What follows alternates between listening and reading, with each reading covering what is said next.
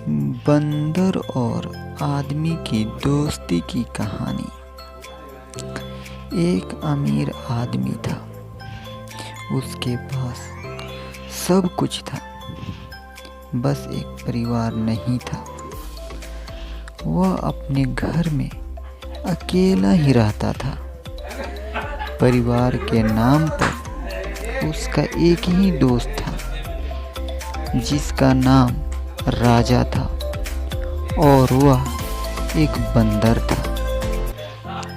राजा और रमेश दोनों एक दूसरे की हर काम में सहायता करते थे, मानो जैसे भाई भाई हो।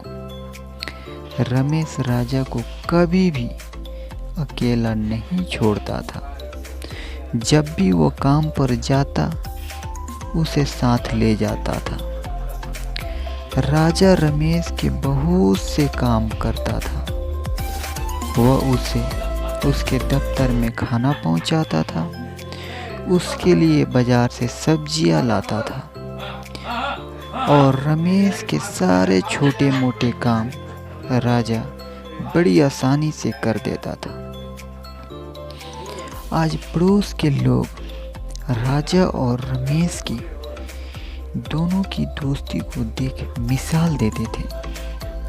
अगर कोई रमेश को भला बुरा कह देता था तो राजा उसे नहीं छोड़ता था, और राजा को अगर कोई भला बुरा कह देता था तो रमेश उसे नहीं छोड़ता था। एक दिन रमेश सो रहा था। उसने राजा से कहा कि मैं सो रहा हूँ, तुम यहीं बैठो, कहीं नहीं जाना, और अगर दरवाजे पर कोई आए तो तुम मुझे उठा देना।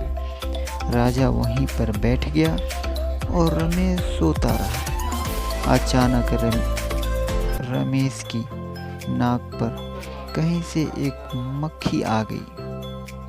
वह बार बार रमेश की नाक पर बैठती। राजा उसे बार बार उड़ाता, पर वह मक्खी फिर आ जाती। राजा सोचने लगा, इसे तो मैं रमेश की नींद खुल जाएगी, मैं इस मक्खी को मार दूंगा। उसने जैसे ही मक्खी को मारने के लिए चाकू उठाया, मक्खी उड़ गई और चाकू रमेश की नाक पर लग गया और उसकी नाक कट गई। रमेश खून से लथपथ हो गया। वह जोर जोर से रोने लगा और चिल्लाने लगा और कहने लगा, अरे पागल, यह तूने क्या किया? तूने तो मेरी नाक ही काट दी। इसलिए कहते हैं, बेवकूफ़ दोस्त से अच्छा अक्लमंद दुश्मन होता है।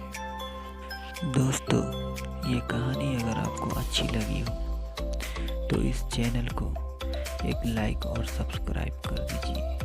आपका बहुत बहुत